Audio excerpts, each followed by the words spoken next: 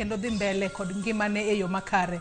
To gino okenge mage mabende piny Kenya nyaka sani osegoyo mar kedo kod tuo mar kansa. To jogo mantiere kod tuo mar kansa gisetimo ang'o mar mondo miyo giyomb tuo mar kansa gidag ngimagi e yo makare. Mane momiyo e chenro mar mbako romo kinyi makawuono wadwa goyo mbaka kotudore kod kedo kod tuo mar kansa. Antiere kae kod daktari kod jakeda kod kansa mabende biro tudore kodwa ka entiere studio marwa e kaunti ma Kisumu mar mondo mi wago mbaka e wi yore mopogore opogore mag kedo kod tuo kansa. Magi duto timore ahinya to koluore ni kata kotudore ni odiochieng' makawuono nitiere romo makende mabende obag e magawa moro manobuore Nairobi ka.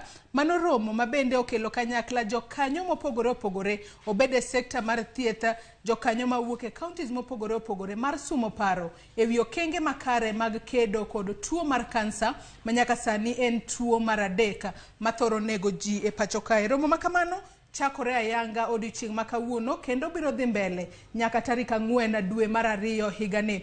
Parni kochopo kanyo tarik 4 dwe mar 2 higani, mano en tarika mabende piny ngima jadhialo kata jahingo odiochieng' mar kedo kod tuo mar kansa. To kaka oganda en ang'o mabende onego bed ni watimo mar mondo mi waked kod tuo mar kansa? Bende wawuok oko mar mondo mi wayud pim e yo makare. Kalure ni kopimi chon, kofweny ni nitiere kod kansa tinyalo thiedhi miyomb tuo mar kansa kendo ngimani mambele odhi kare e yo maber. Mane momiye studio marwa e kaunti ma Nairobi kae antiere kod daktari mano Dr. Frederick Ochenge machiegni ahinya daktari e twak mar okinyi makawuono. Erokamano mate. Nyakora muge juang e studio marwa e kaunti ma Kisumu antiere kod jakeda kod kansa mano Meril Awuor Omoto mabende oriwore kodwa okinyi makawuono mar mondo mi olernwa sigana mare kako sebedo kokedo kod tuo mar kansa manyaka sani kori nyalo luonge ni Kansa Warrior. Machiegni ahinya Meril Omoto e twak mar okinyi makawuono ka intiere kaunti ma Kisumu. Ichiew nade? Achiew maber Joyce. Erokamano ahinya. Nyakora muge juang mana kaka iseneno magi welo mabende antiere godo e studio okinyi makawuono. Wadwa goyo mana mbaka mabende wabiro bedo kod thuolo makende mar chwalo nyaka e kor gwenge kamoro amora ma intiere. In bende kamoro amora mineno wa okinyi makawuono inyalo chwalonwa ote penjo moro amora mabende inyalo bedo godo.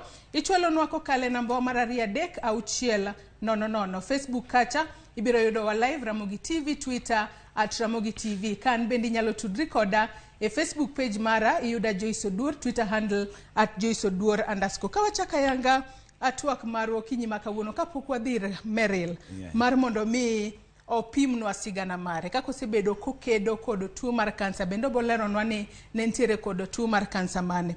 Kachako mana kodi ng'ato nyalo bedo ni penjore ni to kansa ni en tuo mane, odonje dele yo machalo nade? Kwachako kodi daktari. Erokamano nyana joma neno e thuolo mokwongo iluonga ni Dr. Frederick Ochenge, antie dala ma Nairobi ka, atiyo gi Jokibera level 3 hospital.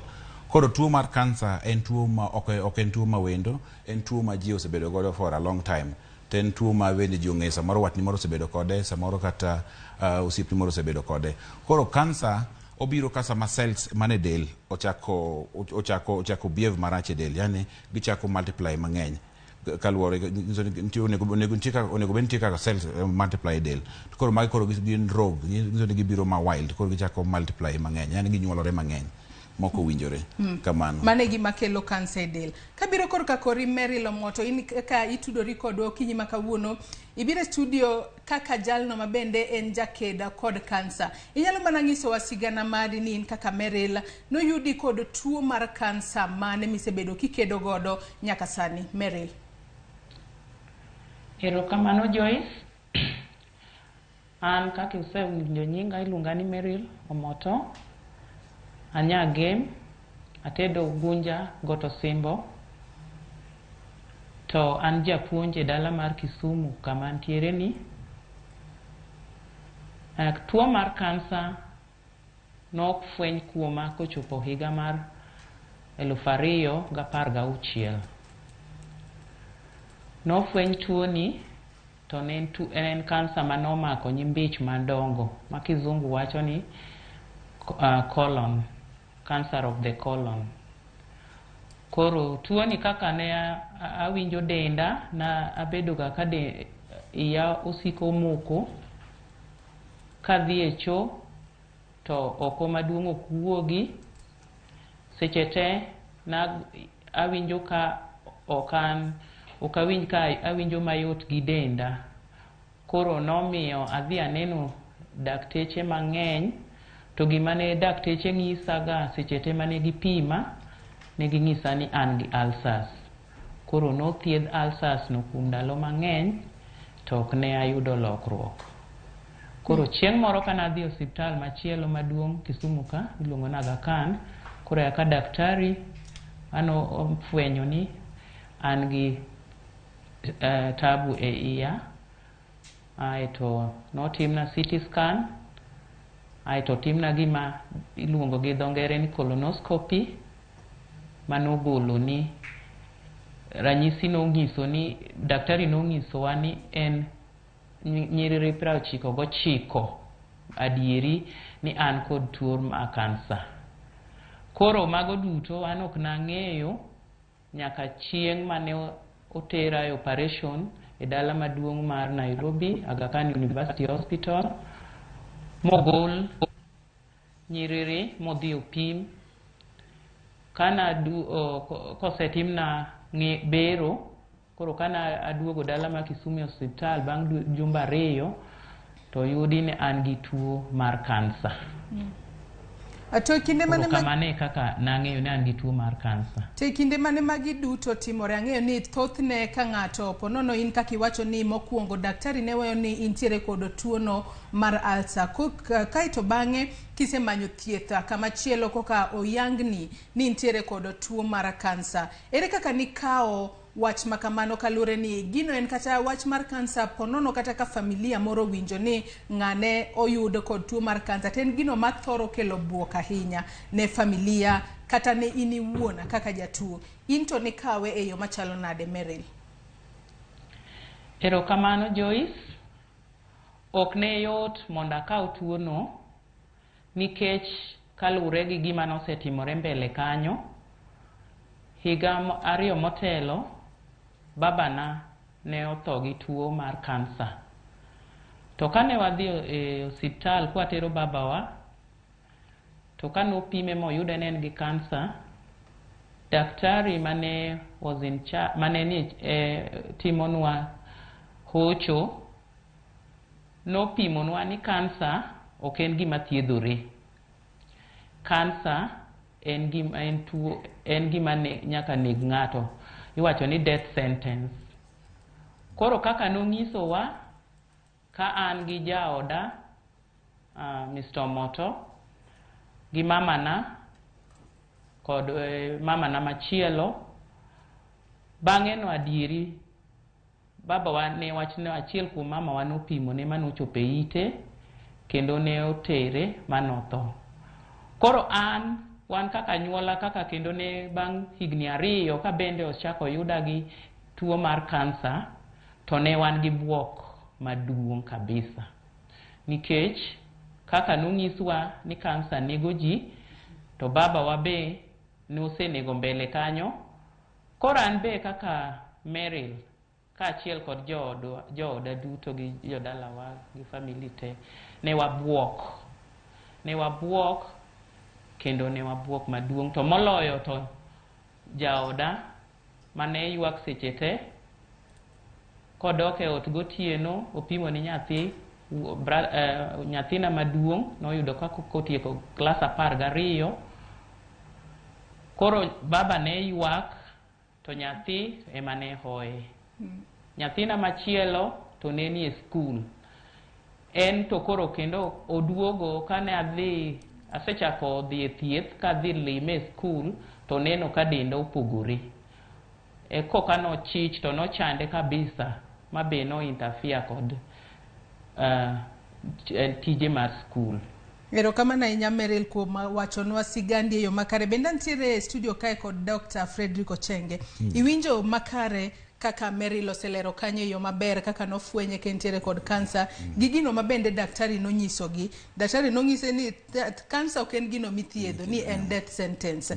Wang'eyo ni kuonde mag thoth sani e pacho ka piny Kenya osegoyo okenge mang'eny ahinya e kedo kod tuo mar kansa. To ma itimo ahinya ahinya kod gero centers mopogore opogore kama jopiny nyalo dhi mar mondo mi giyud pim mar kansa nono maonge thieth.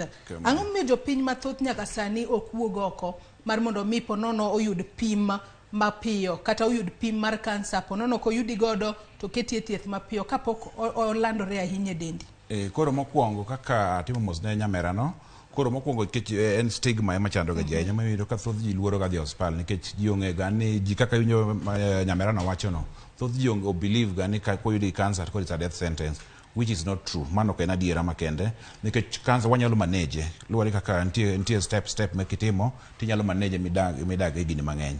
Koro mokwongo early detection. Ko sama dhi hospital mo fwenye chon nikech ngini cancer one gi stages, one gi stage 1, one gi stage 2, one gi stage 3, one gi stage 4. Koro ko fwenye stage 1 ka ngizo ni pok odhi mang'eny, pok olandre del mang'eny ahinya. Kanyo yot mondo wa manage godo maber. Kata ko fwenye stage 2 ka bende yot mondo wa manage maber. Koro mi wakwa jopiny ni ber ka ji dhi hospital saka sa mondo idhi mondo pim ka in gi chemi mag kansa gi. Kamano. Ato bende winjo kaka Meryl bendo wacho ni e kinde mabende ne gisetero babagi hospital kacha to gino mabende daktari nong'isogi ni kansa en gima ponono tek thiedho ni jatuo nyaka tho. E kinde mabende kaka daktari in jago mabende osetimo pim ne ng'at mantiere kod tuo mar kansa. Ere kaka onego bed ni iwuoyo kod jago makamano kaluwore ni kata oti kod ranyisi ni an kaka Joyce kadhi kata hospital kacha ko yuda kod kansa to mokwongo abiro bedo kod stress mano miluongo ni dang'ni mar paro. Ere kaka onego bed ni loso kod jotuo makamagi moseyud gi kansa mar mondo mi girakre kod tuo ni kik neggi? Koro mokwongo wahero ga ni sama ng'ato dhi hospital kwase pimo ni waseyudo ni en gi kansa kech samoro ng'in kansa o present in yore mang'eny. Koro sama waseneno ka in gi dalili machalo mag kansa go nitie gima wakawo waluongo ni biopsy, wakawo to watere lab mondo wapim. Koro sama waseneno ni gini chalo gi en gi dalili ni and percentage ni malo nyalo bedo kansa. Koro kwase fwenyo ni en kansa waluongo the family members. Pod kwang'is jatuo wuon koro waluongo family members mano biro gi jatuo ne hospital kacha. Mwaket gi piny mwatimne counseling. Wanya time kata for 3 kata 4 days. Koro kwanyalo kwa giseyie ma gi sign ni giseyie consent eka koro wanyalo luongo jatuo mondo wang'is jatuo. But wang'ise in a good way, ok wang'ise ni mana a death sentence. Kech mano ng'eni nyalo miyo jatuo bedo gi stress ma medo hinyore. Ber mane manitiere mar kuongo nyiso familia mar ng'ani mok weni jatuo ma koro dhi to wacho kende? Koro ma miyo ng'ini psychologically sama ing'iso ng'ato ng'ini jatuo en ng'ini winjo marach moko nyalo make decision maber. Koro miyo wahero ga immediate family members watemo ne gi ocho makende magi accept magi ng'eni tuo en tuo kaka tuo moro amora manyalo bedo. Kamano. Meryl kadok korka kori ka intiere county ma Kisumu iseleronwa kanyo makare kaka in kaachiel kod familia mari ne ukawo kaka noseyudi kod tuo mar kansa. Iwacho kanyo ni wuon odi ponono ne ntiere kod dang'ni mar paro kinde ka kinde ne ok owinj makare ahinya. Tang'eni wachni iwacho kanyo ni bende ni ntiere kod nyithindo. To nyithindo gi ne ponono ni nketo gi elela ni anto kaka mamau chalna nitiere kama to mae thieth monego bed natimo. Kose nyithindo to nuwuoyo godo e yo machalo nade mar mondo mi ging'e ni sani koro intiere kod tuo mar kansa to onego bed ni irakori kode? Erokamano Joyce. Kane asewinjo ma wang'eyo ni an gi tuo mar kansa, an awuon ne an gi buok maduong' e denda, ok nanyal loso gi nyithindo. Lakini babagi kaachiel gi jo familia wate noketogi moloso kodgi. To kaka gin gi be sana nyathi wuoyi mane duong' ni nikech noyudo ka entie ot, ne owacho ni babagi ni baba mama ok bi tho.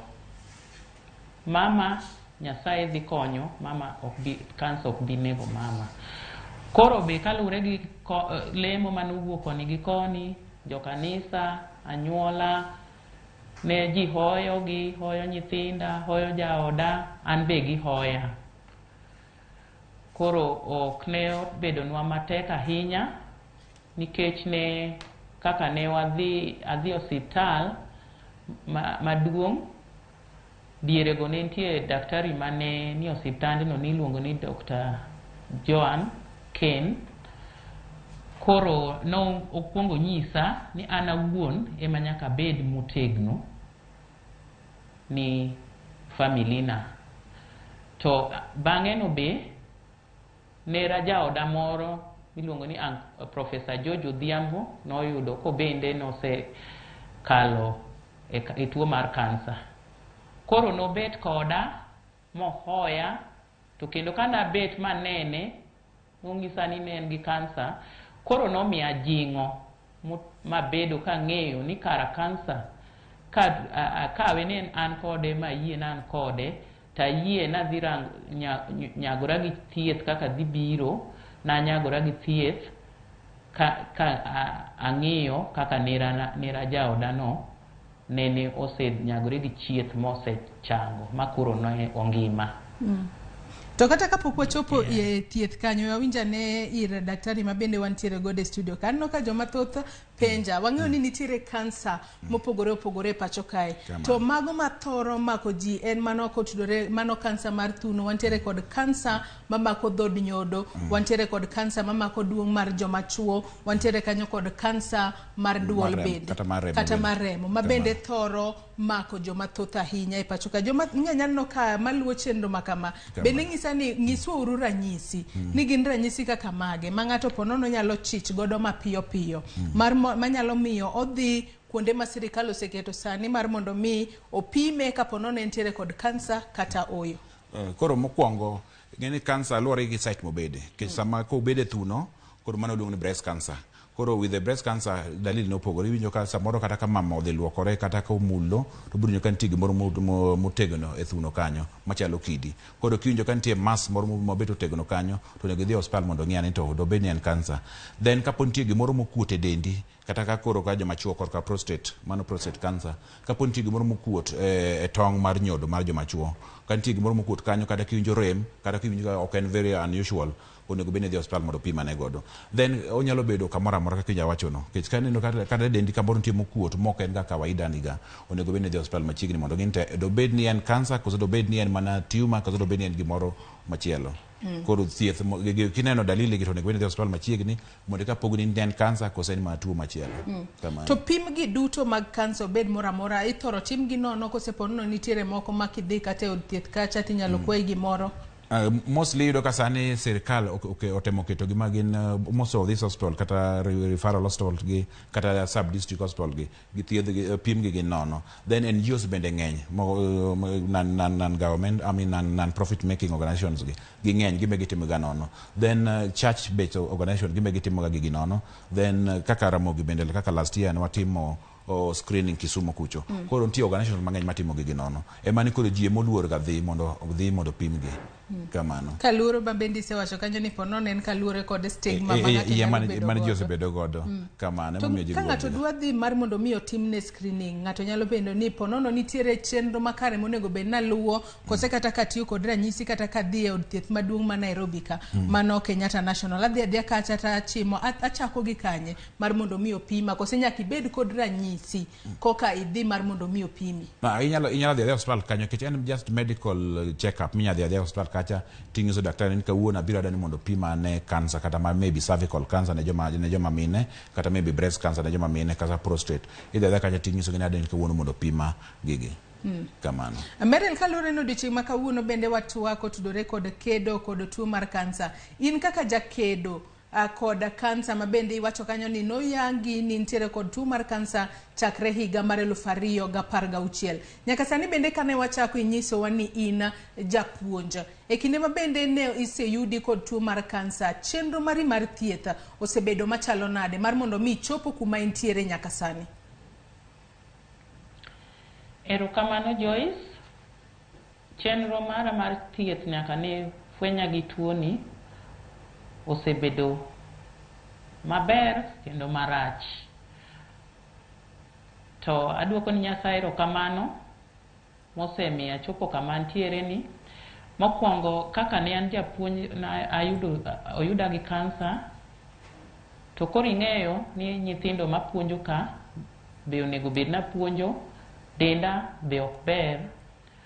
Koro kalure gi thieth manadhi, head teacher na madiere no, the retired teacher Mr. John Marco Uma, nowena thuolo maseche te kana onego bed nadok e chemotherapy to adhi kendo miya kata ndalo moko 5 kasewuok e thieth mondo abed motegno matin. Nyithindo duto manapuonjo ne obed affected kaka lure kaka ne an japuonj mane chiegni kodgi, kendo seche te ne ginyaka osimbe mag jonyuolgi to gigochona ka gi-encourage godo. Jopuonj duto mane wapuonjo godo ne ochung' koda, kendo ne gilemo seche te, gilima osiptal seche duto.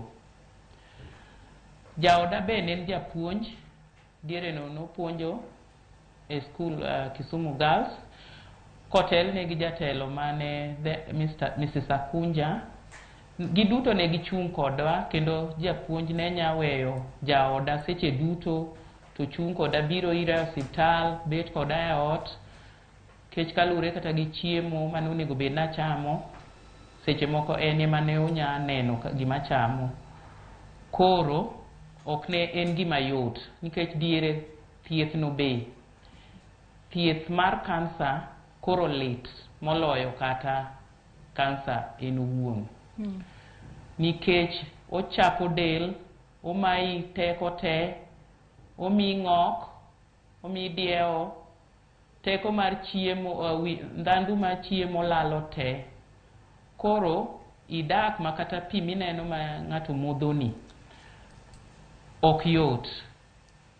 To adwoko ni japuonjna mane duong' manomiya thuolo ma adhi through chemotherapy matieko cycles 21 go te manondikna.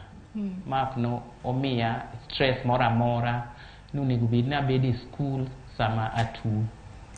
To bende wang'eyo ga ni thothne mana kaka isewacho ni kinde ma ng'ato akale thieth mar kansa ahinya to e kinde go mag chemotherapy. Wang'ega ni jomoko wacho ni ponono ka intiere kod kansa, nitiere kaka yewi nyalo lony, nitiere lokruok mopogore opogore manyalo bedo deli. Mago bende ni kale, to ere kaka ni kedo kod mano mar mondo mi ne ni giko ne to iyombo tuo makama? Erokamano Joyce. Diere mana timo chemotherapy, mokwongo kane pok achako, daktari ne onyisa ni seche ma adhi timo chemotherapy, remo nyarumo kuom mano nyaka inya meda remo, yier wiya anya chot oko, anya ng'ok, anya dieo, bende gino nya ketho gik denda kaka oboe, adundo kod gik moko go te. Ta adwa duoko ni Nyasaye erokamano ni side effects to ne tek, kendo ne tek kabisa, lakini Nyasaye notiyo na maber ma onge chieng' moro kata odiechieng' achiel manomeda remo.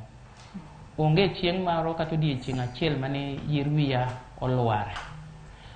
To ng'ok to nang'ok kabisa, nadieo be kabisa, ndhandu mar chiemo nolalna kabisa. To kuom mago duto nachung' motegno, kendo seche te an awuon kata kago chonga piny tawacho ni Nyasaye ni an kansa ok obinega, adwa kedo kode, kata bed ni tek kata yot, ta adwa bed kedo kode nyaka chieng' nachop giko kama nachope. Ilero kanyo makare ahinya. Merila Omoto ka intiere studio marwa e county ma Kisumu, kendo anyalo wacho ni in Kansa warrior maradiera kendo kedo kod tuoni kendo ang'ene pod idhi mbele kod kedo kode e yo makare. Wang'eyo ni ting' Dr. Chenge, ting' mar thieth en gino maponono maponono chako ga chamo ji ahinya e kinde mabende ng'ato kosewacha ni nitiere kod kansa kata bed ni pod entiere stage mokwongo makata ponono pok olandore ahinya e dendi. To ting' mar thieth e gino maponono thoro ga hinyo ng'ato bed jatuo obed kata familia mare. Ere kaka jogo maponono nitiere kod jotuo mag kansa kata kaka jatuo mar kansa onego bed ni kawo ting' mar thieth mar mondo mi kata bedo ni thiedho jatuo ni wang'e ni kansa ko maki to ponono stress mamoko ema kata nyalo kungo negi ka kansa nogo poko negi. Mana adier makende. Iyudo ka ting' mar thieth obedo ga very expensive nikech ineno kaka yedhe mitiyo godo go nikech jatuo mar kansa nyaka ti gi yath throughout nikech en gi rem kaka nyamerano wacho samucha thiedhno inyalo kata dende kala mar dendi nyalo loko, inyalo bedo rateng' kabisa, yiwi nyalo rumo, inyalo bedo mi lose weight kabisa, inyalo bedo king'ok inyalo diewo kabisa. Kono ka gigi tenya kiti gi yath mondo manage godo the side effects. Koro then yedhe gi mitiyo godo they are very expensive. Gin mostly sirkal ok miga ji nono ahinya. Koro thoth ji temo ga ng'iewo ga. Koro gin ga very expensive kendo gitin e Kenya ka. Koro mano omiyo ka ting'no bedo mapek ne jatuo kata ga anyuola mar jatuo kata caregivers mar jatuo. Kamano. To kaluwore kod kansa ma ng'ato nitiere godo ng'ato kosechako thieth onego bed ni odhi thieth kuom thuolo maromo nade kapok oyang ni kansa ma kamae. Koro sani wanyalo wacho ni ponono onge dendi wawach ni wati kata kod ranyisi ni koyude ka entiere stage mokwongo. Ponono onego bed no kale chemotherapy adi kapok oyang ni koro in wanyalo wacho ni sani koro ngima ni onge kama ng'awa inya kansa makama sani koro ponono dok chien. Koro mokwongo sana ko fwenye stage mokwongo kaka wacho no stage mokwongo tije yot nikech en sami chake no inyadhi kata session kata mana uchiel kende titieko wachne. Koro bang'e no tibro pimi ga bro miga appointment after 6 months after 1 year koro kwa declare ni koro ionge kod kansa no. Kamane ma koro kose ni to kansa makamagi kinde mang'eny wang'eyo ni ponono nyalo miyo nyalo kata chocho familia mathoth. Wang'eyo mana kata bedo kaka Merilo nyiso wani en at least nentiere kod ji mane jiwe familia mare kamano tiye bende ne owinje yo makare ong'e ni sani koro Meril tuo wamiye thuolo oyud thieth e yo makare. Onego bed ni joma nigi tuo mar kansa imiyo arita machalo nade mar mondo mi ponono tuo makamae kik nyorgi ahinya. Koro mokwongo jatuo mar kansa odwaro ocho makende. Omiyo wakawo negi session sasa ma gibiro kata hospital kata cha wabedo kod gi time wawuoyo kod mondo watem ne gitimo negi ocho makende. Then again wadwa ni gibedo ga gi group nitie group madwaro magibede support group magibede koro joma nigi the same tuo mar kansa no. Koro kanyo ginyalo bedo gi share their ideas, ginyalo share problems gi magintiere godo.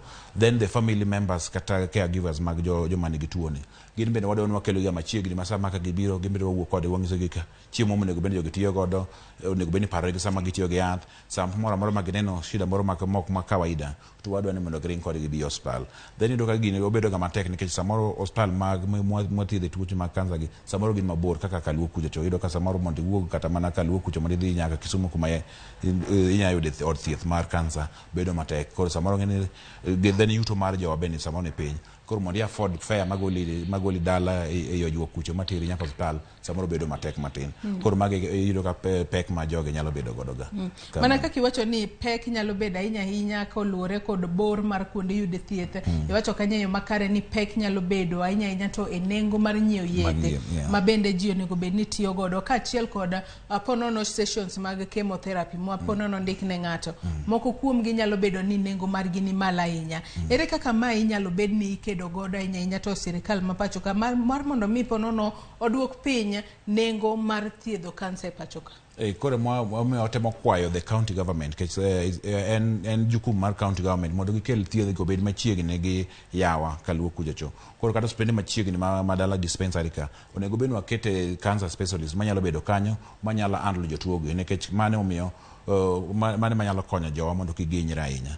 Kamano. Anyakore Moge jongo kinyi makawuono poda medo paro ni watwaka kotudore kod kedo kod tuo mar kansa. Inya to gisani e dweni mar 2 en odiochieng' mabende piny ngima hingo odiochieng' kedo kod tuo mar kansa kalore ni tuo mar kansa en tuo mar adek mathoro nego ji e pacho kae. To piny Kenya onego bed ni goyo okenge mage mag kedo kod tuo mar kansa. Nitiere kod daktari kachiel kod jal mabende jakedo kod kansa, mano mabende iluongo kanyo kod dho ngere ni Kansa warrior. Nyaka Ramogi Juang, anyisi ni nyalo oronwa ote mari penjo moramora ka wadhi mbele kod twak marwa mar mondo mi in bende ibed kodwa kaka achiel kata isumnwa paro moramora minyalo bedo godo ka wadhi mbele kod twak marwa. Konyalo mana somo moko kuom ote mabende aneno ka joneno magwa osechako oronwa okinyi ma kawuono. Ote ma kamago nyalo mana somo gi achiel kachiel kokale wang' jowi kanyo. Kinyalo mana ketna moko kuom ote mabende nyaka sani joneno mago osechako oronwa. Mago ma gioronwa kokalo e namba mar 23600 Facebook kacha bende wantiere live okinyi ma kawuono. YouTube bende wiki kwil godo inyalo yudowa achiel kachiel. Kachako kod ote mokwongo mar Jaki Nyarmodi wacho kanyo ni morning Joyce Oduor, penjna daktari kabendo ngisa kanyo ni when is a patient of cancer declared a cancer warrior. Kabendo penjo kanyo ni stage mane kata what stage and what period will one know that he is a warrior. Kabendo penjo kanyo ni wantiere kod gino mabende iluongo kanyo ni endometriosis, which affects a lot of women unknowingly. Can it be cancerous if not treated early? Mano penjo mabende daktari biro duoko nwa okinyi makawuono. Kabende Jakayuda Aizo bende penjona en ni jatelo jatelo ere kaka kansa nyalo affect ng'ama miyo mayach. Mano Jakayuda Aizo, mano penjo mabende penjo kanyo. Kabende ote machielo mano Odi Wakanairo wacho penjo kanyo ni be ng'ama nigi ulcer nyalo yudo kansa. Mago moko kuom penjo mabende joneno magwa penjo kokalo e Facebook kacha kama bende wantiere live okinyi makawuono. Iwinjo penjo mabende Jaki Nyarmodi penjo kanyo. Wachako mana kod mano. Ng'ato iwacho ni oserakore kod kansa makoro bedo cancer warrior kochopo stage mane kose timne thieth makoro chopo kanye. Koro na Jaki ng'ato mose accept mokwongo ochako gi acceptance. Ka ng'ato se accept ni en gi kansa mochako rakore kode moyie modhi e thieth mochako thieth malong'o molore gi thiedhni maber makoro side effects moko mang'eny mowacho ka odok piny kabisa. Mano samoro en stage 2 ka kata stage 3 ka mano nyalo declare ng'ani en a cancer warrior. Then kata kochopo kata stage 4 moseyie makendo koro monyatimo activities ai kawaida, ken ng'adhi tich odhi tich kawaida, ken ng'adhi puodho kucho nyadhi kawaida, kata ken nyathi skul nyadhi skul kawaida, mano wa declare ni en cancer warrior. Ng'ato bendo penjo kanyo penjo kaluore kod wach mar ulcers ma ji thoro yudo ni ng'ane nigi ulcers bendo nyalo miyo ng'ato bedo kod tuo mar cancer. Though they are not organ so related, but onego bed ni ng'ano dhi e test nikech samoro nyalo bedo ni ochakore kamano nikech iyudo ka most of ji ka ng'ato tuoga mar cancer iyudo ka en gi signs machalo mana mar ulcers samoro mag ich. Koro nego dhi hospital mondo pima. To ng'ama miyo manigi kod ich mano be penjo mabenda janeno marwo penjo kaje. Yes, kech ng'eni yedhe mag chemotherapy gi ng'eni gin ga very powerful. Koro ng'eni sama ng'ato nigi ich to tiyo gi yedhe gi yot mondo okel kasoro ne nyathi ma nego bed ni nyuolo no. Kamano. Akabiro korka kori Meril awuor ka intiere county ma Kisumu. Nyaka sani inyalo mana nyisowa ni noyangi ni sani koro Meril wanyalo wacho ni en cancer warrior. Tok ndalo maromo nade mar mondo mi kata ni dok e tije makare kata tiji makare bang' thuolo maromo nade makoro sani wanyalo luongi kaka jakedo mar kansa. Erokamano Joyce, an kaka no yanga ni adak kaka jalno ma koro en cancer free nen bang' higni 4 kano chopo higa mar 2019 nene daktari o recommend ni mondo koro adhi mondo otimna pim e denda te gino miluongo ni PET CT scan. Koro kana adhi motimna PET CT scan e dala boma ma Nairobi kanya Aga Khan to noyudi ni aonge stress mora mar kansa. Koro kaka no pimano kana chaka duogo ir daktari na to nong'isa ni mano kaka seng'eyo no koro ok en gikona mar dhi mbele gi pim kata dhi mbele gi thieth. Koro kuom mano noduoko na ndalo mar dhi e clinics. Koro nikech mbele ni kacha nadhiga tok dweche adek ka dweche adek titimo na pim koni gi koni. To bang'e kane oseora e PET CT scan to nochako ng'isa ni koro adhi adog ga bang' dweche adek ka dweche adek. Koro nyaka sechegi pod an jalno ma pod dhi ga e pim. Makata e wik ma wantie ni wuok tich ma koro kawuono tich ang'wen nyocha pod adhi e pim mar kansa. Koro pod wuodhno awuothe.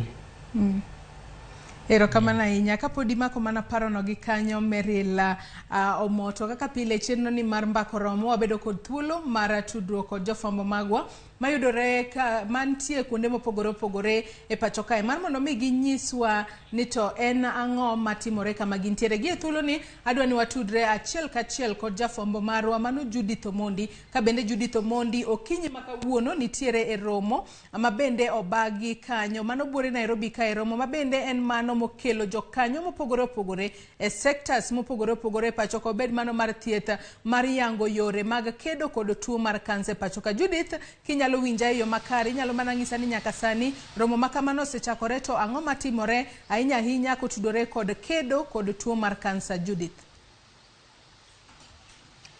Erokamano Joyce, ageno ni chiwo maber okinyi makawuono kendo okinyi makawuono an bende Nyasaye orita. Molo ka okinyi mang'ich mar bende chopo e romo ma bende isekono nyakwara Ramogi Ajwang'. Joyce, ma en romo mochakore ayango odiochieng' ma kawuono mar tarik 2 dwe ni mar 2. Par bende ni dwe ni mar 2 en dwe ma bende ikedo kod tuo kod mar tuo. Odiochieng' ma kawuono ne gichako romo badhi chakao ndalo adek. Matene ochakore odiochieng' ma kawuono to rumo chieng' Sabato. Mano ma en tarik 4. Romo ni eki Joyce okelo kanyakla jokanyo mag sekta mar thieth mopogore opogore mawuok e piny Kenya kendo mawuok bende oko mar piny mar Kenya. Nyaka sani wasewinjo twak kowuok kuom jok mopogore opogore bende ma gin jodito, lakteche ma ochung' ne tuo ni eki mar kansa. Kendo kaluwore bende gi mwasechoko nyaka sani Joyce en ni e piny mangima tuo ni mar kansa en tuo mamiyo ji wito ngima gi mokalo kipimo kod tuoche mamoko. E piny Kenya kae en tuo mar 3 ma bende ji mathoth witie ngima gi kokalie ka bende iluwo kod tuoche mamoko bende ma ok landre kaka mago mag TB kod mamoko. Bende Joyce wacho ni kaluwore bende gi lipot mawaseyudore odiochieng' ma kawuono en ni tuo mar kansa ni eki king'iyo gi landruok piny Kenya kae kaluwore gi lipot mane otim e higa mar 2021 nyaka higa 2022.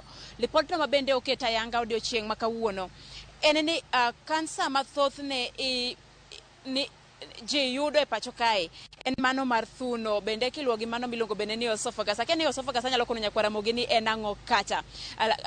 Lakini kwa wacho ni kansa mane ma thoth ne ji godo kwan mar kansa duto mantiere piny Kenya kae mano man kod oteku kata mane ma ji mathoth nitiere godo mano en kansa mar thuno kiluwo kod kansa mar cervix kata mana kod nyodo. Esophagus bende biro kanyo kaluwore bende gi kansa ka mamako kar kano tong' mar joma chuo ma bende idendo gi dho ngere ni prostate cancer.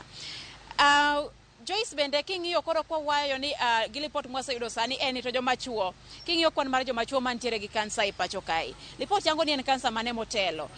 Kansa motelo e kwan mar joma tuo en kansa mar kar kano tong' mar joma chuo kata mana kaka sewacho ni en prostate cancer. En motelo kod atamalo maduong'ie mogik e kansa mamako joma chuo kiluwe gi kansa bende mar colon kata mana colorectal cancer. Joma mine mathoth ne yudo kansa Joyce kaka nasewache en ni kansa mar thuno pod otelo kod atamalo maduong' ahinya kiluwe kod bende kansa mar dhod nyodo.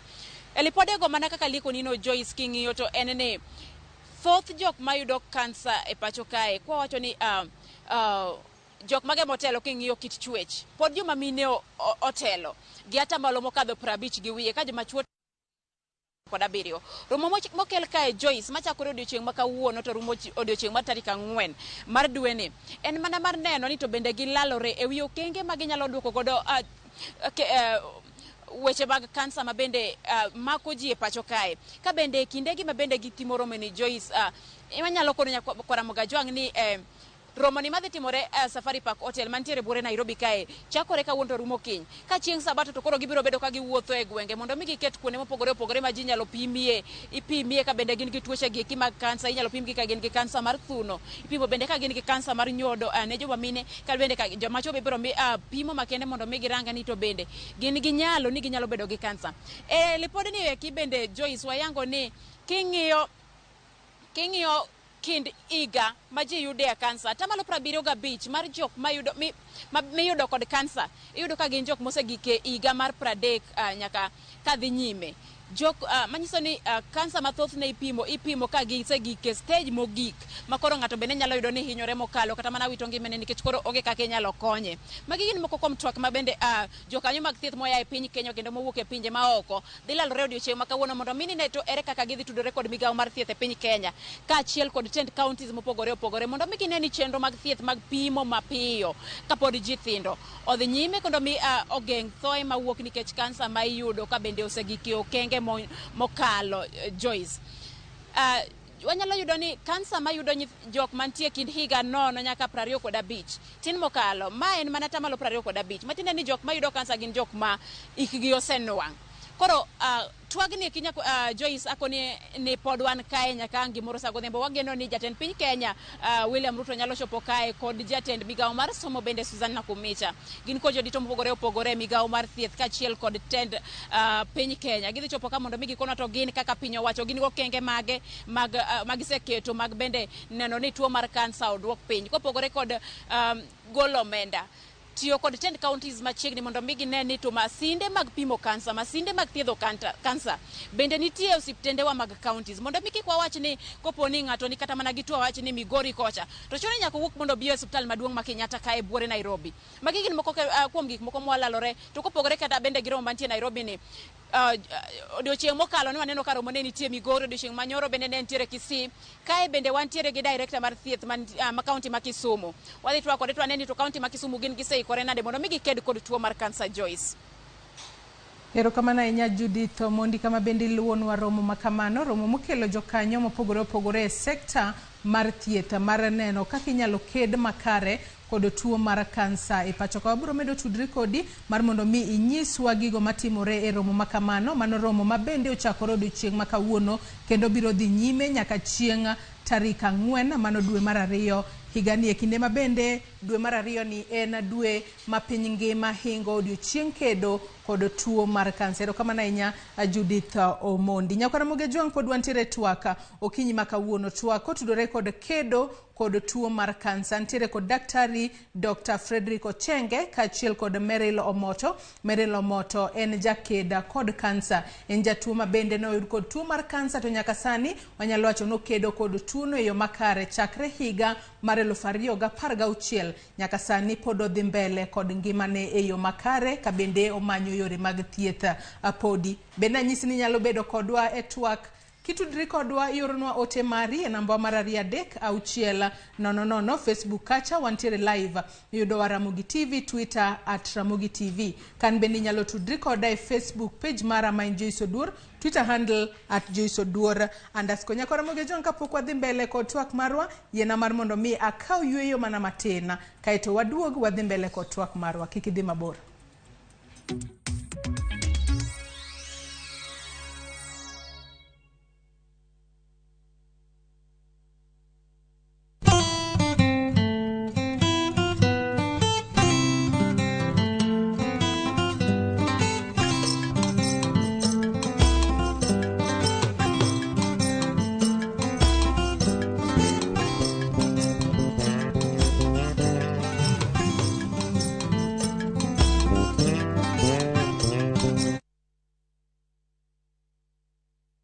Enjoy our fresh new content on View Sasa.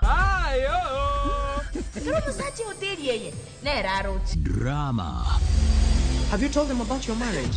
Sultana ni wangu. I'm gonna send my flying kiss to you. Romance. I love you so much. Comedy.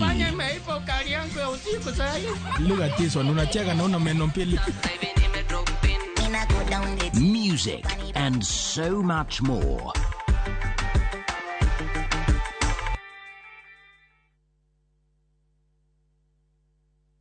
Washindi wa Shabiki Jackpot Mbao wanaendelea kufaidika na kuinua jamii zao kutokana na ushindi wao. Bwana David Tanui ni mmoja wa washindi wa Shabiki Jackpot Mbao. Ameendeleza biashara yake na kufaidi jamii yake ya Kiptororo, Kuresoi na Kuru County. Sasa kanisa ndio nilienda kurudisha shukrani huko kanisani. Nikawajengea jiko. Pia wewe waweza kuwa mshindi kama Bwana Tanui. Tembelea www.shabiki.com ama tuma neno SJM kwa 29063 ili ucheze Shabiki Jackpot Mbao leo. Not for persons under the age of 18. Betting can be addictive. Play responsibly. Shabiki.com is authorized and regulated by the BCLB. License number 416. Shabiki.com.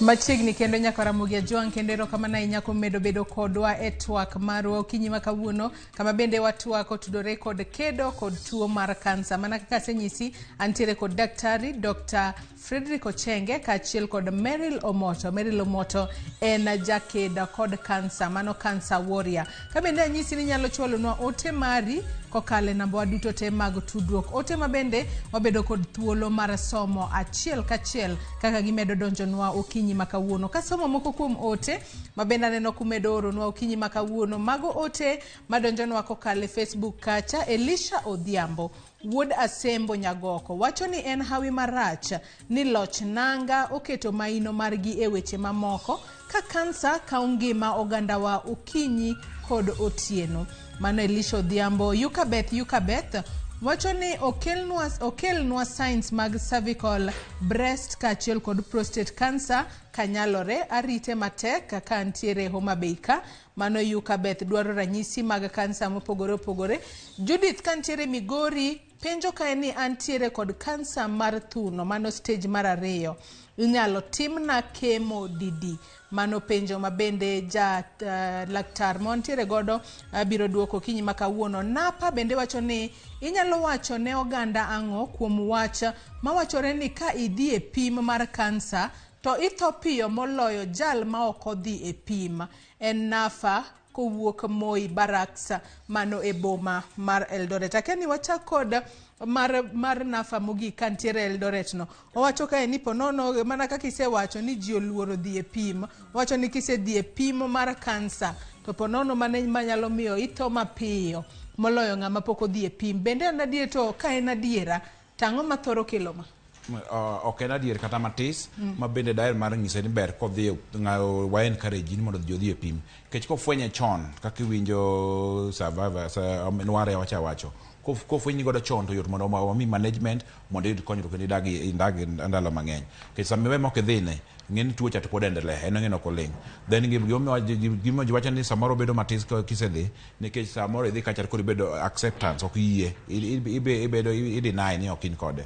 Koro mane makelo ga shida. Then kod stress be makelo ema miyo samoro ng'ato hinyore haraka. Omiyo ka ng'ato odhi to ber kodhi kidhi kacha idhi yudo specialist madhi teri e session mag counseling. Kamano. To bende ming'eni kinde mathoth kata ka ng'ato dhi e pim mar kute mag ayaki. Gimokuongo mikwongo ga nyisi kata ka pok idhi e pim kacha tikuongo iketi piny, ikuongo iloso kodi, imi counseling. Biparo ni sani koro sa osechopo mo ka ng'ato dhi e pim mar kansa bende ber kikuongo ikete piny mondi imi counseling mori mar mondo mi duoko kobiro obed marach obed maber to yie gi duoko kiko tho mapiyo. Yes, mano watimo kata mana sama uwene ng'ata mikawo specimen wa suspect ni sama nyabedo gi cancerous cells to wakuongo watimo ne counseling malong'o maber then gi family members ge kamano. To wach mane bende openj kae gino mabende tend na loch gwenge kata sirikal ma loch gwenge mar ukuketo maino margi kedo kod kansa. In kaka daktari ang'eyo ni pono ni wuotho kuonde mopogore pacho kae.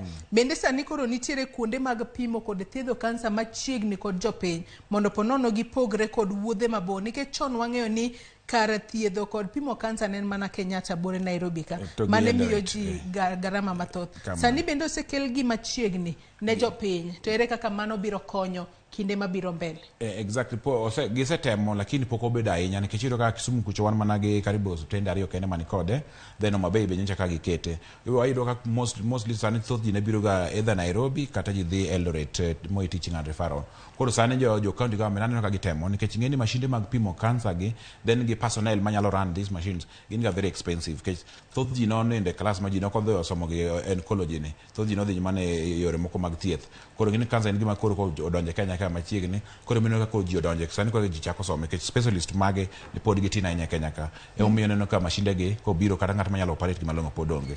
Koro wadwa ni county government at least gitem tero ji training kata mana exchange program e pinje maoko kuonde mag mashinde go ae mondo ji obed gi lony mag tiyo gi mashinde gi mondo ji okony jowa.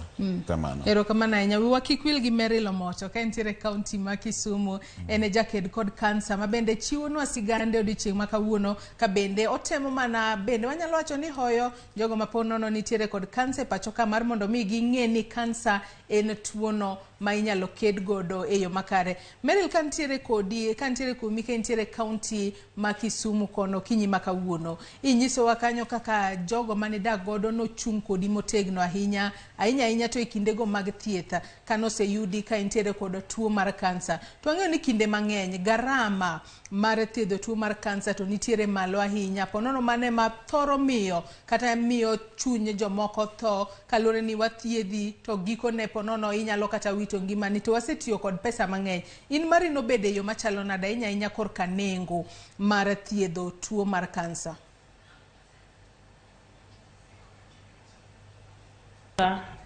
Ok en gima yot. Thiedho kansa en very expensive. Kachako gi kora kaka ne oyuda gi kansa noyuda go ka en stage 3B. Koro daktari noketo ni mondo achak chemotherapy to ne en cycle ka cycle manadhiye nachulo $120,000. To mana kaka naseng'isou nondikna cycles 21. Kaka ung'e nan japuonj to thieth be nachako ka achako dhi chemotherapy kana osetimna gik mang'eny mbeleni kanyo kod insurance mara. Ne be seche gi adwa kawo thuolo mar duoko ni insurance miluongo ni Aon Minet erokamano nikech ne gi konya kendo ne ginya kata dhiro na ndalo mag kata kaponi insurance cover na norumo to ne ginya choro na ndalo matin mondo konya nikech ne gineno kaka ne en very expensive. To jowinjo wadwa nyisou be ni thiedho tuo mar kansa en gima nya miyo kelo dhier e ot. Ne chopo kama koro kata cover no oserumo manyaka wamedo gi mar jaoda be ma en japuonj be oserumo. Family osetimo fundraiser arambe kendo kuom manadwago ni erokamano ni waywa manochung' owacho na ni circles mokwongo 2 odhi chung'e mogolo $2,40,000. Pamela Nyaidho erokamano kama intiere. To ok ne yot jowinjowa. Nochopo kama koro apart from thiedho kansa ka adhi e weng'o e chemotherapy, side effects gi be ne duoka e osiptal nikech koro ne gin more serious than even tuo no wuon. Koro seche moko ne wuon nyithinda nya biro ira kata mane osiptal to wapimo wach to ne wawacho kata ni girwa moro mane wasebedo godo kata gima ne wang'iewo mwaketo piny in this case kata kaka lo ne wauso mondo wachiedhre godo. to ne waduto wamire geno gi teko ni waus to waros go ngimana to chieng' moro ka Nyasaye omiya ngima kata momiwa ngima to gima mane wanya yudo. Koro thieth mar kansa to en very otek, en expensive nikech okoyot kada idwaro ni yud yath ma daktari no ndikoni to nyaka igol mana pesa moromo yadhno. To kigole matin to thieth be dhi bedo matin. To mana kaka nang'isou kar chakruok ni an to nawacho ni achung' motegno kansa ok bi nega. Koro kuom mano ji duto mane oluorre koda, jopuonj wetena ma puonjo gi jaoda kod mane puonjo koda nochung' koda kendo ne ginya kata konya choko pesa mabeny ne nya konyowa kata chiemo e ot, nyiewo chiemo e ot, nikech koro nochopo kama koro pesa wa orumo, waonge pesa nikech tuo. Kendo tuo ni be nokawo parowa duto te, ma gimoro amora mane wanya paro en mana tuo. Erokamano Joyce. Ilero kanyo makare ahinya. Bende dagom mar mondo mi nyiswa ni tok magi duto ere kaka ni inyalo mar chung' e tiendi kendo kata ka nyaka sani kata ka ng'ito nyalo wacho ni chal mar ngimani ber kendo ng'ato ok nyal ng'eyo kata ni ponono noseyudi kod tuo mar kansa. Mak mana nadwa ni mak na parono gi kanyo mar mondo mi wadhi achiel kachiel nyaka e kaunti ma Mombasa kalore ne chenro ni mar mbako romo. Bende jofwambo magwa mayudore gwenge mopogore opogore tudore kodwa mar mondo mi ginyiswa gino magiluwa. George aoko ka intiere kaunti ma Mombasa okinyi makawuono Mombasa chiew e yo machalo nade, to jodak ma Mombasa wacho nang'o ahinya kotudore kod ywak margi e wi apaya manoger to nyaka sani pok orumo. George aoko. Erokamano ahinya. Mana kaka iwacho no, wantiere kaunti ma Mombasa kuma nyaka sani chieng' rieny matek kabisa. To kama antiere ni antiere e alwora ma Jomvu kuma jodak manie alwora ni ywak kaluwore gi gedo mar apaya moro manie batha kaendi ma gikoni osetem geri thuolo malach to kata kamano pok orumo. Gima giywago matek ahinya gikoni en buru mosebedo ka donjonegi nyaka e mier, buru donjo nyaka kuondegi mag timo ohala. Koro gino magikoni oserocho chenro gi malich mokalo. Gikoni jago mane gero apayani nosingo negi ni kigero apayani tibiro kuo e pi mar geng'o buru monego beni donjo negi nyaka e udi kata chopo negi kuonde mag ohala, to kata kamano ma pok otimore. Kama antiere ni antiere gi moko kuom jong'anyo ma antiere kaendi adwa mani ginyiswa ni to ywak gi maduong' en mane, to koro nyaka sani gidwaro ni ang'o ema mondo otimre. So chaka gi nyingi to nyiswa ni to ang'a timore ka. An iluonga ni Moses Odhiambo AKM Koba, an e Jomvu Sub County Coordinator mar boda boda e Jomvu kaendi. Wasebedo kwa chandore ndara ni e yo mang'eny nikech buru osebedo ka nego wa e apaya ni, ma wasendiko barua watero na jo Kenya National Highway Authority lakini onge duoko. Wasebedo kwa thagore gi buru ni ma miyowa tuoche mopogore opogore. Sani endi nyocha mwatudore gi jakom mar boda boda Karaoke wang'anye ndara kaendi mondo mi wayud konyruok lakini pok wakonyore. Buru nego ma kata kaka watim dhi e ute wa ka koth ochwe wakier kechen gima koro ka koth ochwe tena en gima koro kier ma wan koro tamowa. Sani koro yaw skul, nyithindo ka dhi skul koro gini nego wa. Wakwayo serikal ma jakom mantiere sani endi okonywa, to ka ok onyal konyowa wan pod wadhi e ng'anyo ma nyaka wayud konyruok e ndarani. Ka kamano endo to wabiro ng'iyo kaka watimo kaluwore gi serikal manitiere ni mondo wang'iyane kaka bedo. Wakwayo konyruok maduong' kuom serikal Ruto. Tueleze tu kama mwenyekiti, labda maandamano haya ni kwa nini? Peter Karaoke, chair wa Jomvu Sub County. Maandamano haya ni kwa ajili tu tunaomba serikali tuko nyenyekevu mkubwa itukubuke kama Wakenya wale wengine. Hapa Mombasa nikiangalia sana, nikitembea sana hapa Mombasa, hapa hii sehemu ya Jomvu hapa mahali sijui ni siseme ni siasa, I don't know nini bado inaendelea hapa. Maana hapa pekee ndio tumeachwa nyuma. Naomba serikali kwa nyenyekevu mkubwa sana. Boda boda hoi. Nafikiri siko peke yangu, tuko na wenzangu hapa, tunataka maji, tumwagiwe maji hapa kwa barabara. Asante sana. Nieleze tu kama mmoja wa waendeshaji wa boda boda, pengine hii vumbi inawaathiri kivipi? Naam, kwa majina naitwa Evans Ochangi, mimi ni mkaaji hapa Jomvu na ni mwana boda boda. Kikweli hii barabara imetuumiza. Hii barabara sasa hata mimi mwenyewe ukisikia kuongea kwangu nimekazwa na ile vumbi. Ile ukibeba abiria mmoja tayari ukipita, hata ukiangalia kidevu sasa nikipita hivi na customer moja, tayari nimeshakuwa vumbi. Ukivaa nguo asubuhi, ukipita tu mara moja, customer 3 nambeba na kuambia wewe mbona hujaoga? Ndugu yangu ile vumbi imeng'ata hapa kwa manguo na unaonekana wewe mwenyewe hujaoga. Naambia rais tafadhali rais tuangalie kama watu wa Jomvu hapa sisi. Barabara zote ukitembea Mombasa mzima, barabara imetengenezwa kabisa, iko safi. Lakini ukianzia hapa Jomvu tayari, tembea tu hata tukiwa na kamera, Jomvu tumeumia kabisa. Tafadhali tunaomba hiyo barabara itengenezwe.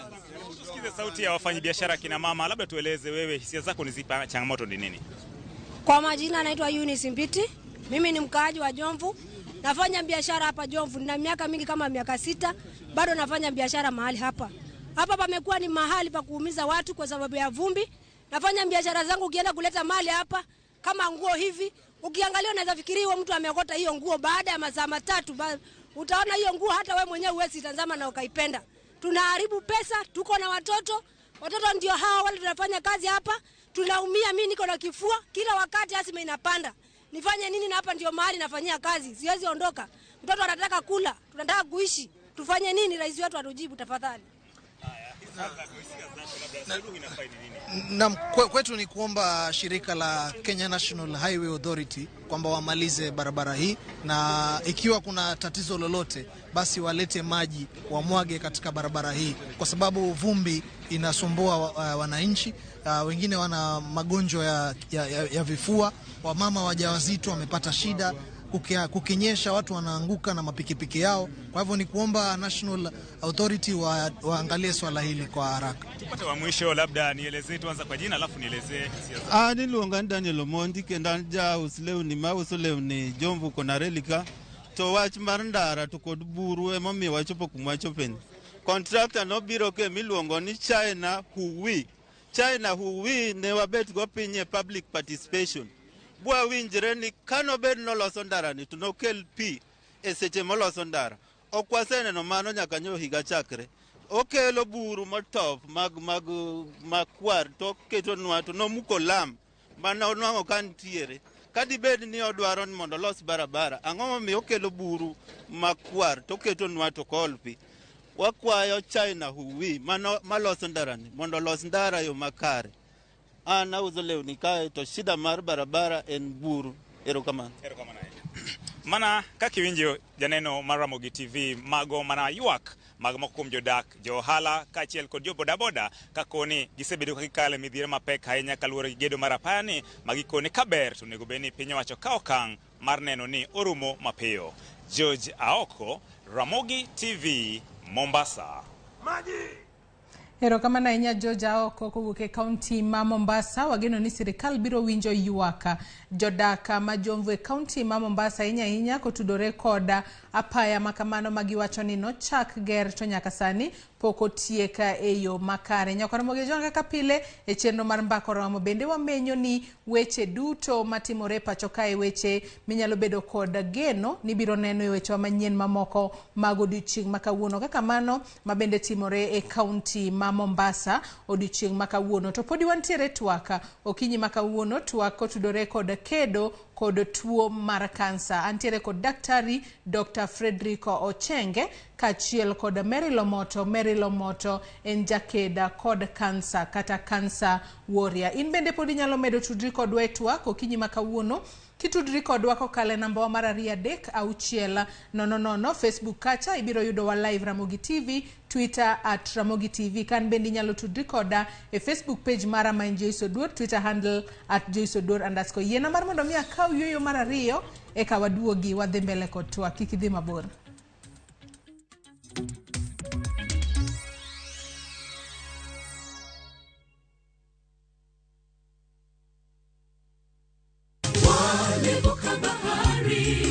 Injili kelo mor, Injili kelo kwe chunywa, kendo Injili nyayo ngima, kendo ma okwe ng'ato nono.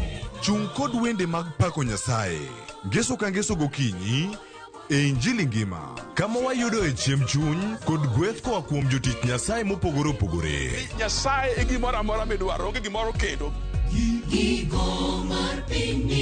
Ngeso ka ngeso, saa 2 okinyi e Ramogi TV.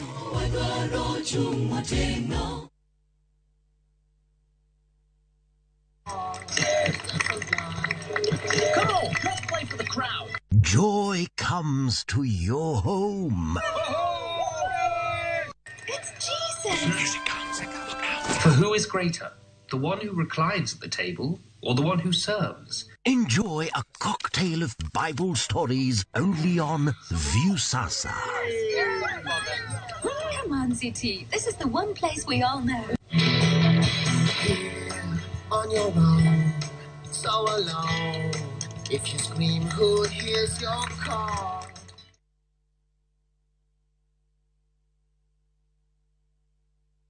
Weche manyien muoch pile ka pile. Kumora mora, kendo samora mora. Anyalo rito mondo anene, kata asome.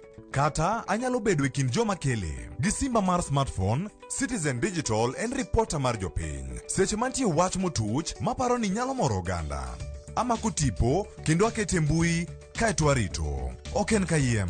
Ka oyier report mara, abiro yudo Sh1,000. Kendo sigana mandiko, ibiro ketie kidieny mar Wananchi Reporting e Citizen Digital App. Kik ibed mana janeno mar wach matuch. Bede kin joma kuongo lande. Download the Citizen Digital App mondo iketi sigana mindiko e Wananchi Reporting kawuono. Citizen Digital App en namba 1 e keyo weche manyien.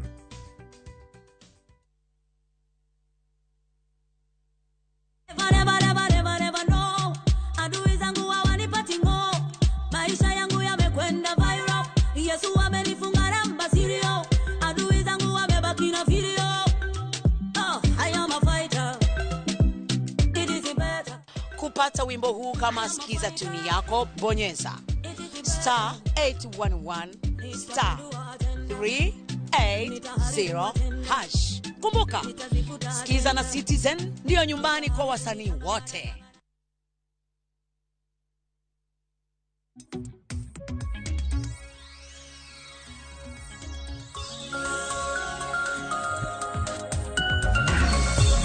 Nyakora Ramogi jangero kama na inya kumedokete Ramogi TV okinyi makawuono kama watuaka kotudore kod Kedo kod tuo mar Kansa. Antiere kod wela riyo Dr. Frederick Ochenge kachiel kod Meryl Omoto jakedo kod Kansa. Wantiere TWAK wapuonjore yo makare yore mabeyo magada kod tuo mar Kansa, neno ni yudo thieth e yo maber mar mondo mi imuom apaka mar tuo mar Kansa. Ka bende daktari nyiso waka kaka ng'ato nego bed ni ritore yo makara hinya kidhie pim kaponi oyudi kod tuo mar Kansa tichak yudo thieth mapiyo kapok tuo makamano olandore ahinya e dendi. Ka wadhi mbele kod twak marwa Dr. Chenge e kinde mabende jafombo marwa Judith Omondi eleronwa moko kuom gigo mabende osechako nyiedhore lela e romo mabende oyuoro okinyi makawuono mano National Cancer Summit matimore kochakore kawuono nyaka chieng' mano mar tarik 4 mano mar dweni. Nyaka sani onyiso kanyo ni nitiere jogo ma hikgi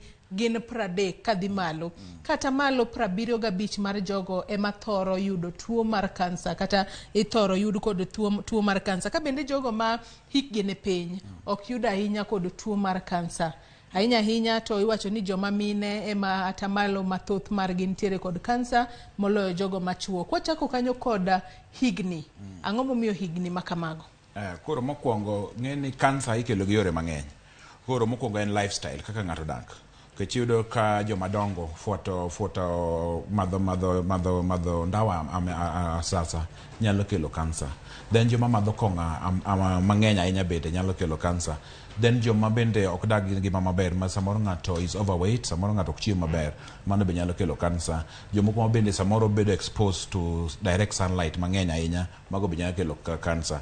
Koro ka jogo gin joma dongo ema nyalo bedo gi gik moko bilagi. Then joma nigi risk factor, joma bedo engaged in sex. Yudo ka sana joma tindo between the age of 5 to 15 kagi gin so active in sex. Yani yode magicha mag ninde ng'ango. Koro jogi yudo ka koro joma dongo gi ema osebedo ka bedo involved in these activities. Koro miyo thoth gi bedo gi gibedo gi percentage mamalo mag yudo Kansa gi. Then ng'eni Kansa bende inya yude kuom anyuola. Kaponi anyuola ni moro en genetic factor, anyuola ni kana ne kode imbi jalo bedo kode, to mano percentage mane matin. Koro wayudo ka joma tindo gi gin bende ok githoro dhi hospital mondo gipimgi. E gima wayudo ni joma mine mathoth gi yudo ni nigi kansa ahinya nikech gin masasa ma gidhi e clinic sama gi pecture nitie test mitimo negi. Then joma mine samoro ma gidhi samoro kata ka gidhi gin ma gidhi gi nyithindo hospital. Ke joma mine bende ko luoro pim ahinya, joma chuo bende luoro pim ahinya nikech asebedo hospital for long, koro aneno ga that experience. Kamano. Ato nyaka sani wacho ni achiedh nade mopogore ma bende ponono nyalo miyo piny Kenya pok ogoyo ng'ala manyime ahinya kedo kod tuo mar kansa.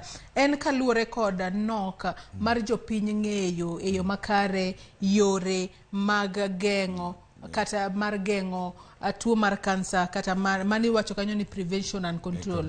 Mani wacho kanyo ni lack of awareness. Onego bed ni en ting' mar ng'a mar puonjo jopiny mar mondo mi gibed kod ng'eyo makare ahinya kotudore kod tuo mar kansa. Tinde wantiere kod kansa mang'eny ahinya e pacho kae. Nikech wayudo ka sirkal nodwa keto mang'eny ahinya kuom HIV gi TB gi malaria gini, kansa ne giweyo. Koro sani koro ka gifwenyo ni kare kansa ni bende en a silent killer, en bosebedo ko olalo ngima jowa mang'eny. Koro ka sani koro ka gidonjo. Koro en jukumu mar sirkal kaber to gin gi an ma koro mawinjo wasani ni onego bed ni ikawo jukumu mari mondo idhi hospital machiegni kodi mondo ing'i kiwinjo kata ka samo land nitiere cancer screening mitimo nono, onego idhi kanyo machiegni mondo ing'i to ing'i chal mar dendi mar kansa. Then sirkal bende wakwani gimbe gitem timo a lot of awareness, giket gi TV, gitem gi kata mana media station, newspaper ginego kata gitem lando ne gitem encourage mondo ji obed gi cancer awareness. Those ane gitem timo na nyithindo matindo ma bedo between age 9 to 15 years. Sanitie sindan mwachuoge school gi colleges magintiere. Koro mano is very good. Koro nego bende gitem timo mo mondo ji obed gi cancer awareness. Kamano. To bende ng'ato nyalo bedo ni penjore ni kansa ne tigeng'e yo machalo nade, prevention mare en yo machalo nade. Koro kaka ninja wacho ni kansa nitie yore ma atemo mana mention mana matin kuom gik makelo kansa. Koro mokwongo madho kong'a sasa kaka wachi nyalo kelo ni kansa. Then madho futo ndawa minga be nyalo kelo kansa. Then bedo exposed to sunlight. Kidhi kuonde ma piny liet ahinya, onego bed ni wabedo gi sun cream moko mageng'o koro direct sunlight ok donjo e dendi ahinya kabisa. Then joma tiyo gi chemical, at least joma tiyo kembe maloso chemical ma tiyo gi chemical gi, onego bed gi protective gears, gik ma protect dendwa mondo kik wabed direct contact gi chemicals gi. Then joma bedo engage in sexual intercourse gi, gin bende onego bed ni kik gibed gi partners mang'eny ahinya. Then again joma mine kineno kantie unusual discharge, yani kantiere uchafu moko mawuok korka nyodo kocha mang'eny, onego bed ni dhi hospital mondo pima do bed ni en kansa. Koro mago gik moko monego bed ni wadhiga for check up. Then nyithindo mathiso manyiso between age mar 9 to 15 years, onego bed ni ka gidhi hospital ka gin e school kucho, onego bed ni gi encourage mondo wachuogi sindan moro machuogi no mageng'o mondo kik gibed cervical cancer. Kamano. Erokamano ahinya. Merila Abuora Omoto ka entiere kaunti ma Kisumu. Ageno ni bende pod iluwo TWAK achiel kachiel kata bedo ni intiere kaunti ma Kisumu, kilomita mathoth ahinya kowuok bore Nairobi kae. Kapok ne wadhi kata yweyo matin, ileronwa kanyo e yo makare e yore mopogore opogore ma bende ne itiyo godo mar mondo mi iyud thieth e yo makare. Ka bende iwacho kanyo ni kansa en tuono manyalo miyo ng'ato bedo modhier ahinya kotudore kod weche mag thieth, kaluwore ni garama mar thieth kata nengo mar thieth nitiere malo ahinya. Kata kamano nyaka sani wanyalo wacho ni nisekedo kode e yo makare. Dago mar mondo mi ijiwa jal manyalo bedo ni neni gi sani ni tok dhi e thieth giduto, iwacho ni nondik ni kanyo chemotherapy sessions manyalo romo 26 kama, momiyo nyaka sani wanyalo wacho ni intiere kama ber kendo isehingo tuo mar kansa. To tok mano, ere kaka ne ichukori michung' malo kendo iwacho ne kinde mani idhi e chemotherapy nintiere kod tuoche mopogore opogore, chal mar ngima ni ok ne ber. Ere kaka ni hingo magi duto manyaka sani pod idhi mbele kod ngima ni e yo makare, pod ipuonjo, pod intiere kod nyithindi e yo makare, kendo pod uchung' motegno kaka familia. Meril. Mana kaka na wacho mokwongo ni an ne kaka na chako na wacho ni onge chieng' mane kansa niketa piny. Na kedo kode to kaka na chiko wacho ni nyithinda kaachiel gi osiepega gi jokanisa na duto kaka ne gimedo hoya, nang'isogi ni an ok abi miyo kansa thuolo mondo nega. Koro kuom mano seche te kata kana wuok e thieth ji obiro lima seche moko gin gineno na huruma to an kende ma encourage gi. Ani ma seche moko anyisogi ni asebedo maber. Koro nakedo kod tuo kamano mochopo kama koro kadhi kata e tich to kata ka jatelo maduong' omiya kata lessons matin taneno mana ka gima koro oko nena I make progress. To an kama ne antiere nang'eyo ni ase make a very big progress makoro ne an aikora mar tich, mar dhi mbele gi tich. Koro ase dhi mbele gi tich makata mana seche man kani na akaw mana rusa kuma naduoko ni head teacher na Mr. Wanjira erokamano mano miya thuolo mondo abi ang'is joka nyanam kod oganda duto ma e piny ka ni kansa ok en giko mar ngima mar dhano. Inya bedo matuo to kiluwori gi thieth kaka daktari owacho kendo iluwori gi yore te ma daktari dwaro ni tim to en tuo ma wanyaloyo. To moloyo ka ibedo ng'ama iyie ni in gi tuo no kendo ichung' motegno ni dwa kedo kode nyaka giko piny. Kendo an be nachaka wacho ni tho to en gima Nyasaye nondiko. To nawacho ni kansa to adwa bedo motegno kendo okana tho na wuok kuom kansa. Ilero kanyo yo makare ahinya Merila Awuor ka intiere kaunti ma Kisumu. To bende nyaka sani wacho ni kata in bende e kinde ma bende ni manyo kata thietha mano kotudore kod tuo mar kansa ma bende no yudi godo ni wuoka e kaunti ma Kisumu kibiro nyaka e boma Nairobi ka mar mondo mi iyud thietha mar kansa e yo makare. Nyaka sani in kaka jaked kod kansa bende paro ni sirikal mar loch gwenge osegoyo okenge makare mag konyo jotuo mag kansa ahinya kochakore e pim kaachiel kod thieth kod yudo services mag thieth machiegni kod gi mar mondo mi ponono kik giwuoth mabor ka gimanyo thieth. Meril. Anya wacho ni sirikal mag gwenge osetimo okang' maduong' e kedo gi kansa. Nikech aparo ni diere mane an nadhiga chemotherapy kaka Kisumu ka ne ntiere mana kuonde matin mane inyatimnie ji thieth mar kansa. Kendo thoth jowa mane wuok Kisumu ka ne nyadhi kata mana Kenyatta, Texas, ne nyadhi kata Moi teaching and referral in Eldoret.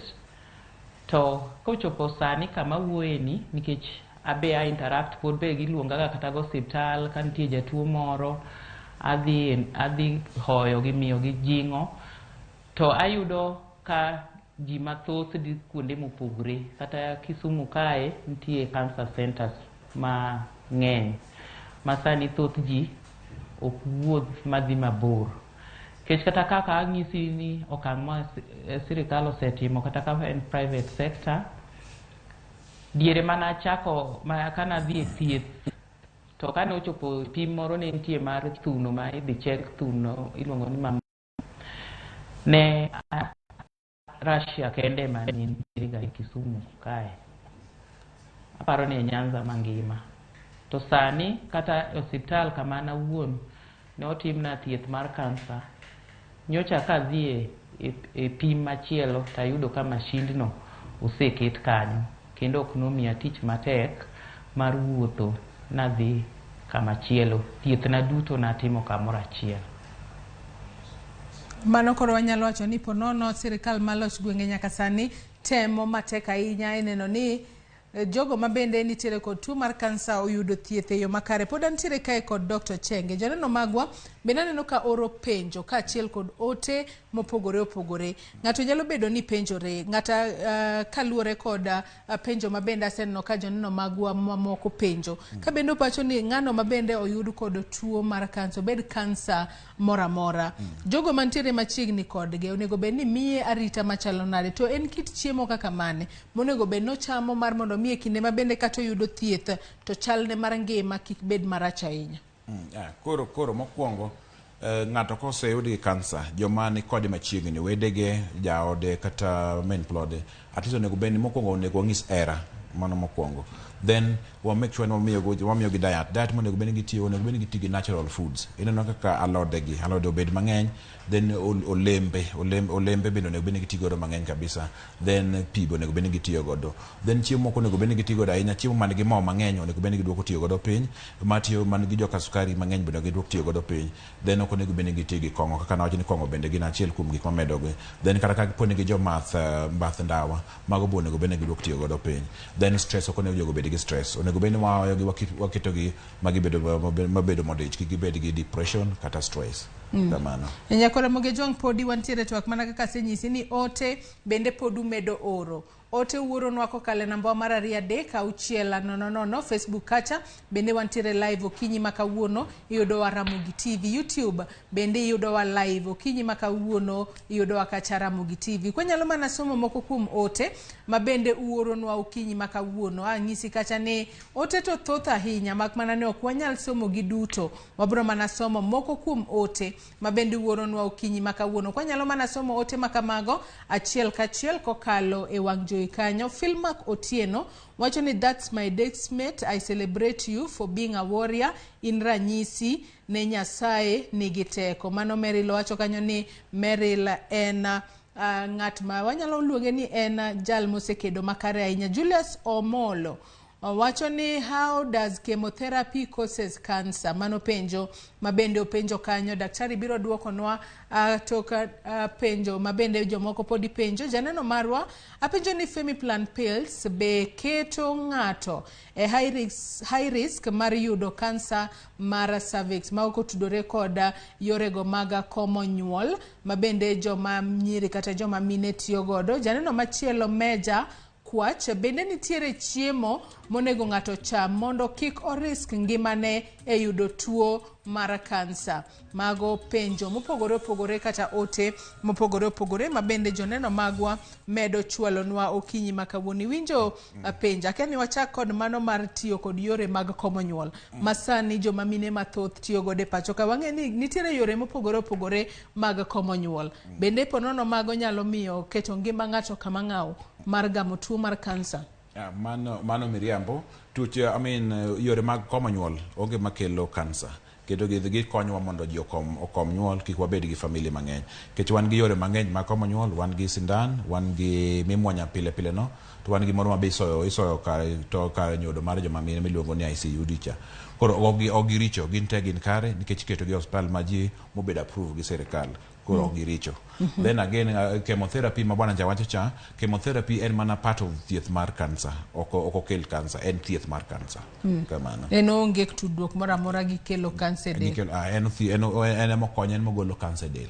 Kamano. Anno ka thuolo marwa mano miwa bende dhi mana mapiyo piyo karuma kana chak gi Meryl Omoto ka entiere county ma Kisumu okinyi makawuono. Meryl Omoto wamor ahinya mar bedo kodi okinyi makawuono mar mondo mi nyiswa sigandi kakisebedo ka irakori kod tuo mar kansa. Dago mar mondo mi ichiw ami thuolo makamae mar mondo mi ijiw jogo mantiere kod tuo mar kansa pacho kae kaluore kod kaka ginyalo kedo kod tuo mar kansa kochakore thieth manyaka gin bende oluongi ne cancer warriors, jogo ma bende osekedo gi kansa e yo makare. Kachiel kod wachni mogika Meryl. Erokamano. Aduoko pod abedo duoko ni Nyasaye erokamano kuom komosemiya nyaka ne achak oyuda ni an gi kansa higa mar 2016 nyaka wuoth masechopogo. Be kendo adwa duoko erokamano ni jo kanisa na duto manochung' koda St. Mark's ACK Migosi hotel nigi our Reverend Odere. Adwa duoko erokamano be ni jopuonj na duto manochung' koda, family, wede kod osiepe duto mosechung' koda kendo pod ochung' koda nyaka sani, to moloyo colleagues ga noneno ka ngima, moneno ka tuo ogoya manyaka sani pod gineno ga ka wuodhni. In fact gi encourage giga kabisa. Koro be adwa go erokamano ni nyithinda gi jaoda kuom ne chung' motegno koda seche duto, nikech an min nyithindo ma yawuoyi 2 kod babagi. Koro an ema ne an ga flower girl e ot. koro ne gisiko gi tugo koda ni flower girl. Koro gima dawach ni jo makedo gi tuo mar kansa, adwa mana medo tego gi mondo gi bed jok motegno.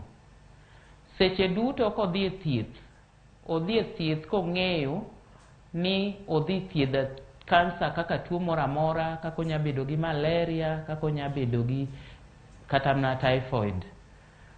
Kata koponi nengo mar thieth opogore, lakini kini wuon ka jatuo in gi teko gi geno ni dhi gori kod tuo ni, tidhi gori kode.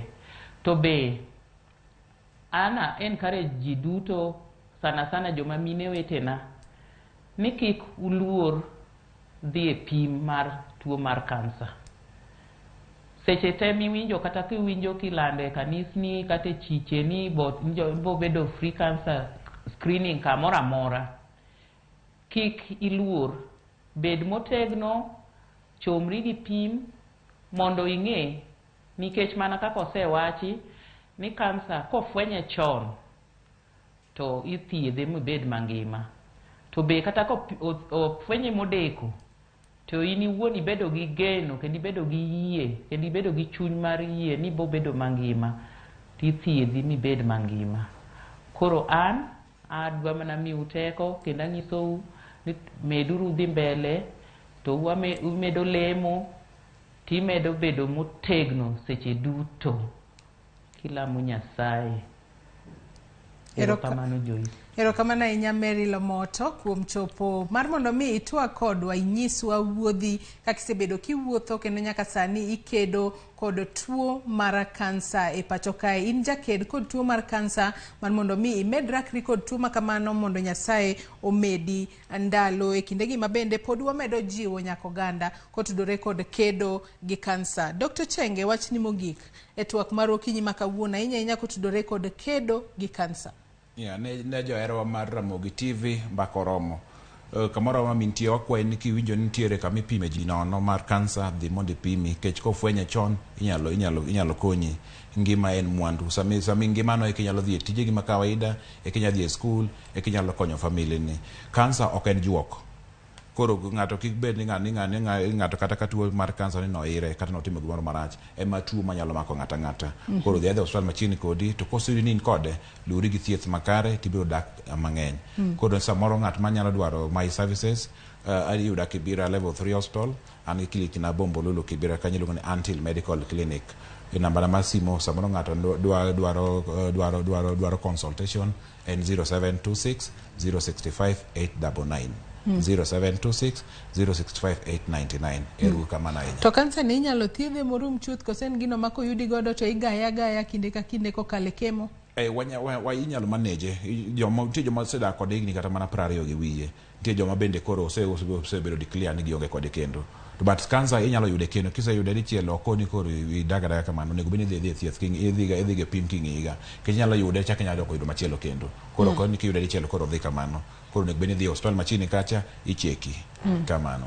Erokamano ahinya Dr. Ochenge kachiel kod ina Meryl Omoto, jakeda kod kansa, kuom kawo thuolo maru mar mondo mi uchop wabed kod twaka ahinya kotudore kod kedo kod tuo mar kansa. Gisani mabende piny Kenya temo keto piny okenge makare mag medo kedo kod tuo mar kansa e pacho kae. Nyakora muge jwang' deno wagomba ahinya dhi mbele kod twak mar okinyi makawuono, makmana ni thuolo marwa mano miwa ema urumo. Gisani wagoni erokamano ahinya kuom bedo kodwa nyaka ne wachak chenro marwa mar rupinya okinyi makawuono. Ka nyaka sani an nokodong' mana dakika matin kende to molo kanyo saa 5 mar onyango. Elo jogo duto mabende oneno ni chenro ni obiedo ni e yo makare, mano moriwo nyawadwa Sharon Ong'ao kachiel kod Cleophas Oluoch gi jogo duto mantiere studio kae, jogo picha, jomak duol, director kachiel kod producers magwa. Wagoni erokamano ahinya kuom kete e Ramogi TV. Nyaka kendo waromo odiochieng' makiny ka Ruoth Nyasaye otelo ni, to an bende otelona.